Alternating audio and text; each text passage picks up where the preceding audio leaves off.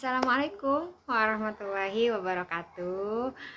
Jumpa lagi teman-teman dengan Teteh masih di channel kita, di channel pendidikan dan sejuta inspirasi. Nah, kali ini Teteh mau berbagi tips nih. Tips di saat kita sebagai orang tua mau memasukkan anak kita atau mendaftarkan anak kita di salah satu sekolah ya, khususnya sekolah PAUD dan sekolah dasar. Nah, sebelum Teteh kasih tipsnya, alhamdulillah dulu ya, kita bersyukur karena nih tahun ajaran yang akan datang, insya Allah semua sekolah dari jenjang TK, PAUD sampai perguruan tinggi mungkin ya sudah diperbolehkan untuk melaksanakan pembelajaran tatap muka. Jadi anak tidak lagi belajar di rumah, tidak lewat online, tidak harus ngotak-atik lagi HP, tetapi pemerintah sudah mengizinkan untuk tatap muka, tetapi tentunya dengan syarat dan ketentuan yang berlaku. Salah satunya prokesnya harus tetap dijaga. Nah, jadi ayah bunda semua, nih bulan ini sibuk-sibuknya ya. Ayah bunda yang punya anak di usia PAUD khususnya dan sekolah dasar pasti sedang mencari-cari sekolah gitu kan. Satu tahun kemarin nih banyak orang tua yang memilih untuk tidak menyekolahkan anaknya untuk usia PAUD. Kenapa? Karena mungkin alasan mereka selain karena lagi pandemi, sekolah tidak memberikan layanan tatap muka, juga anak usia PAUD masih usia 2 sampai 6 tahun masih bukan tidak wajib sekolah ya. Sebagian orang tua masih menganggap ya nggak usah sekolah, nggak apa-apalah selama memang bisa dididik atau diberi layanan belajar, pendidikan, pengasuhan di rumah.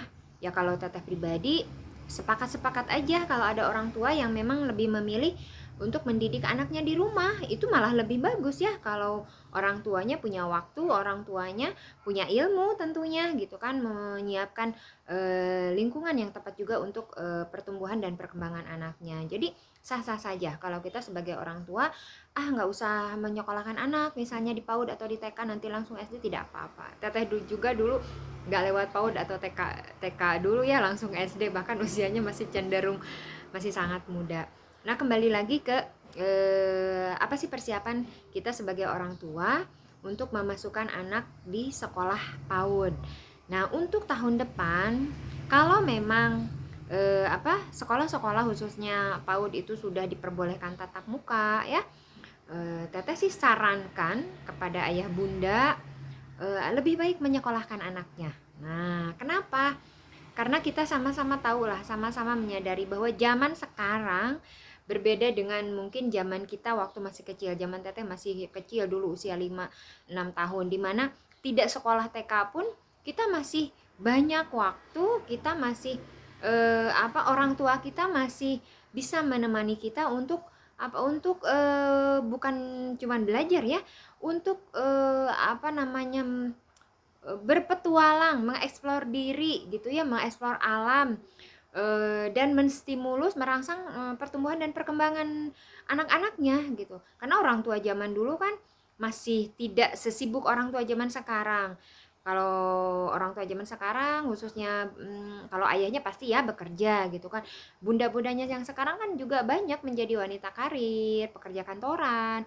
Kalaupun di rumah menjadi penjual online, sehingga memang banyak waktu yang harus dibagi. Selain dia harus mengurus rumahnya, mendidik, melayani anaknya juga dengan aktivitas yang lain.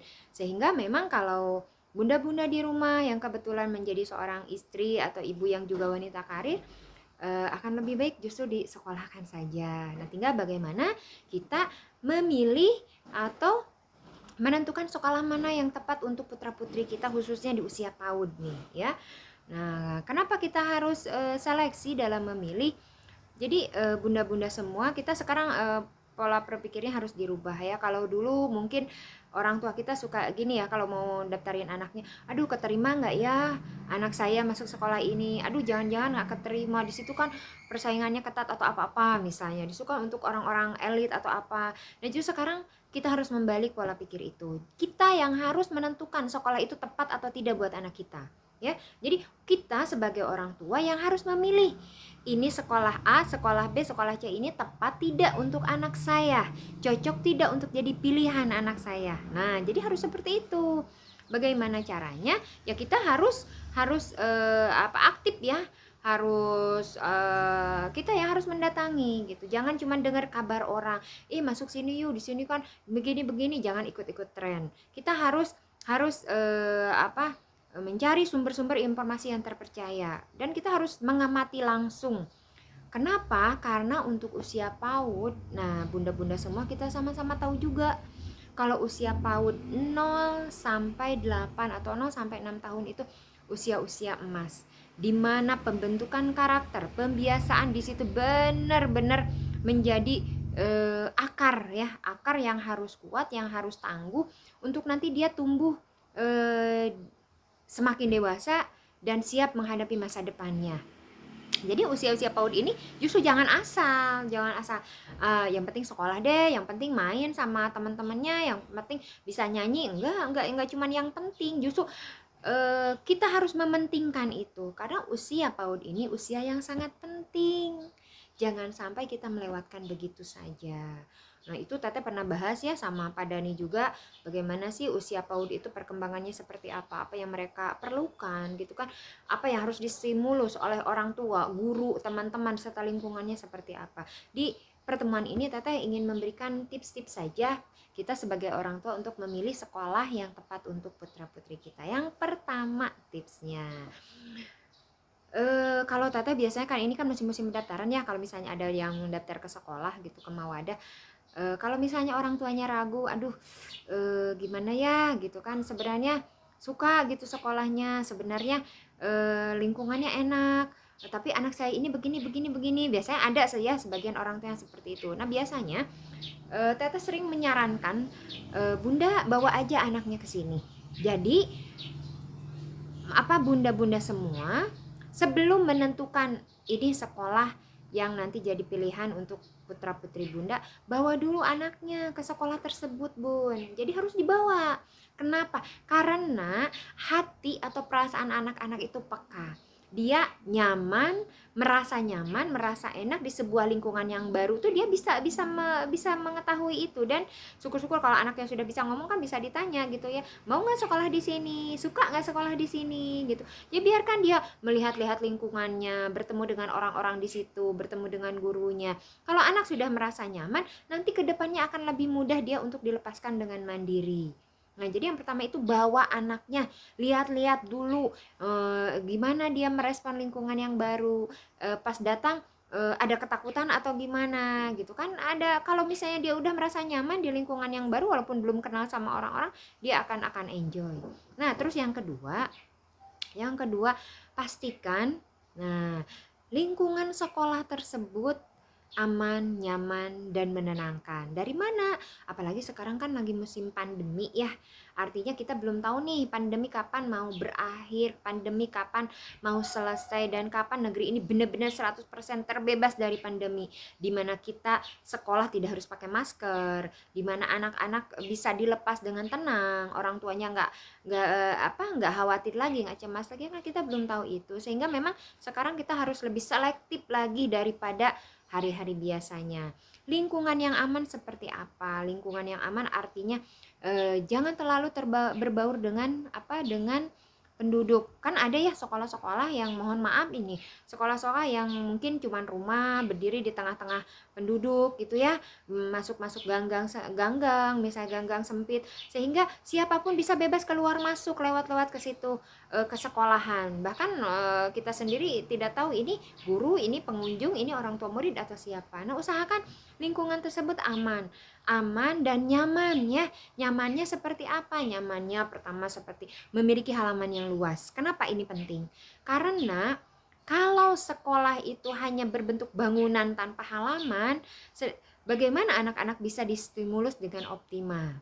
Anak usia PAUD itu perlu banyak bergerak, perlu banyak mengeksplor alam, lingkungan, mencoba banyak hal, dan itu tidak bisa terpaku di dalam sebuah ruangan tertutup saja. Makanya kan aturan dari dinasnya sendiri, halaman itu sebenarnya harus lebih luas. Pak, minimal 50% halaman, 50% gedung ya. Nah, lebih baik lagi kalau lebih lebih luas halamannya. Karena apa? Karena kurikulum kita sekarang berpusat pada anak, di mana pembelajaran tidak terkungkung di dalam sebuah ruangan, di atas meja dan kursi. Jadi semakin banyak tempat-tempat terbuka yang bisa dieksplor, bisa dijadikan sumber belajar, media belajar untuk anak semakin baik. Jadi pastikan sekolah yang Bunda kunjungi yang akan dipilih memiliki halaman yang luas, tentunya dengan berbagai fasilitas area bermain yang bisa menjadikan media untuk menstimulus anak. Terus juga yang ketiga, pastikan ruangan yang akan nanti ditempati oleh anak atau putra-putri Bunda itu memiliki sirkulasi udara, ventilasi udara, terus cahaya itu dengan sangat baik. Kan banyak ya sekolah-sekolah sekarang, sekolah-sekolah yang zaman sekarang itu kacanya banyak, udaranya bersih, enak gitu ya. Sehingga apa? Sehingga di saat dia cukup dengan oksigen, saat mereka belajar, bermain itu membuat anak merasa tenang, merasa nyaman, tidak apak, tidak sumpek gitu ya. Nah, mungkin di sebagian kota-kota besar ada ruangan tertutup tapi ber-AC. Gimana itu teh? Ya tetap ya, kalau yang ber-AC juga biasa kalau sekolah modern walaupun ruangannya ber-AC bagus, tetap halamannya nyaman gitu ya. Nah, jadi harus selektif. Jadi pastikan ruangannya. Kalau bisa dilihat aja kelasnya mana nanti kelas yang akan ditempati anak saya gitu kan, mana halamannya. Terus yang keempat, bercengkrama atau sapalah guru-gurunya. Kalau ada orang tua murid di situ tanya gitu, bagaimana anak Bunda sekolah di sini, bagaimana sikap gurunya, tanya, itu harus itu. Kenapa? Karena sikap guru terhadap anak, perlakuan warga sekolah termasuk orang tua yang lain terhadap anak kita itu mempengaruhi tumbuh kembang anak kita juga. Kan nggak sedikit ya ada orang tua yang merasa ini punya geng tertentu gitu, nggak level dengan anak-anak. Ya ada, masih ada zaman sekarang, tetapi artinya kita harus memastikan bahwa anak kita masuk ke lingkungan sekolah tersebut akan merasa nyaman. Dia bertemu dengan siapapun, tidak bertemu dengan ibunya, bertemu dengan ibu temannya juga nyaman gitu. Nah, jadi pastikan semua itu. Terus juga tips selanjutnya, selain Bunda tetap ya harus tanya kurikulumnya, apa sih keunggulan sekolah tersebut. Kalau sekolah PAUD biasanya ditanya apa? Yang ditanya baca tulis hitung gitu, enggak ya? Kalau sekarang orang tua semakin sadar, guru-guru sekolah juga semakin menyadari bahwa usia PAUD itu bukan masalah baca tulis hitung. Kalau ada sekolah yang hanya mengunggulkan baca tulis hitung, itu kalau Tete sendiri mengatakan itu sudah di bawah rata-rata. Masa cuman unggulannya cuman baca tulis hitung? Kalau cuman baca tulis hitung nggak usah sekolah-sekolah dah, di rumah aja dilesin, diajarin, bisa cepet anak-anak itu.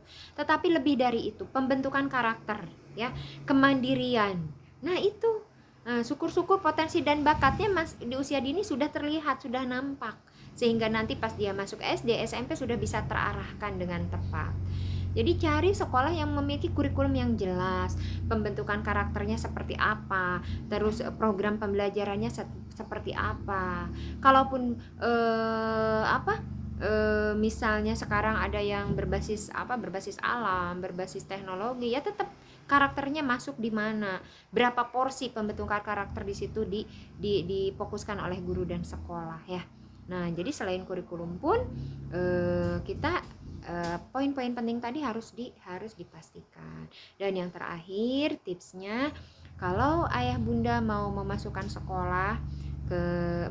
anak ke sekolah khususnya usia PAUD ya, pastikan juga bahwa sekolah tersebut memang sesuai dengan misi dan visi hidup kita juga gitu. Nah, artinya apa?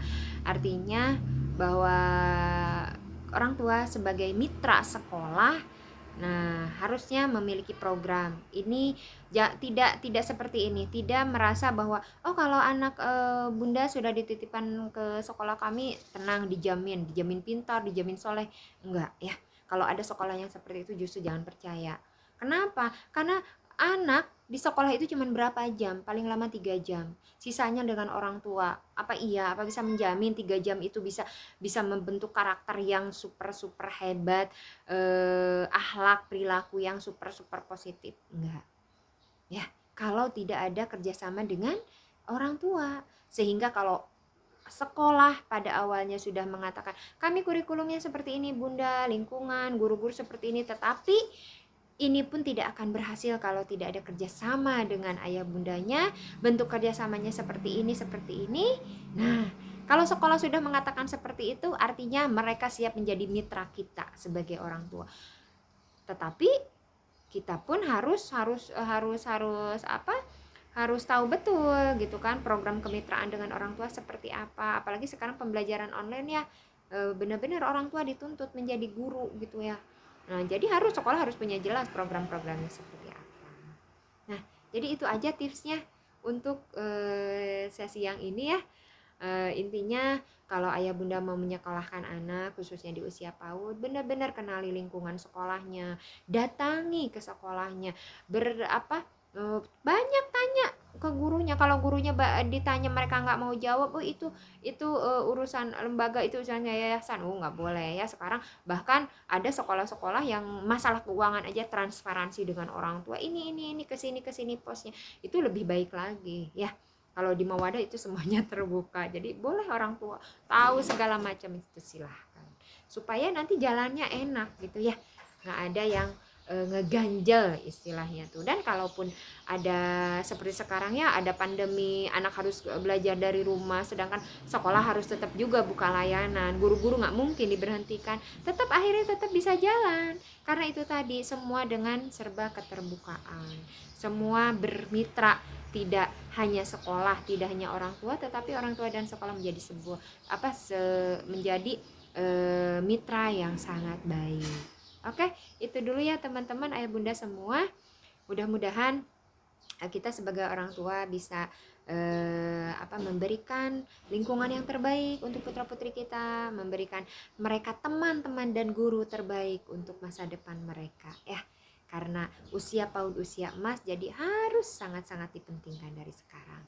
Itu saja, terima kasih. Tetap ucapkan selamat hari libur, karena di Banjarmasin hari ini libur, mendadak liburnya karena ada pemilihan ulang. Jadi hari ini libur.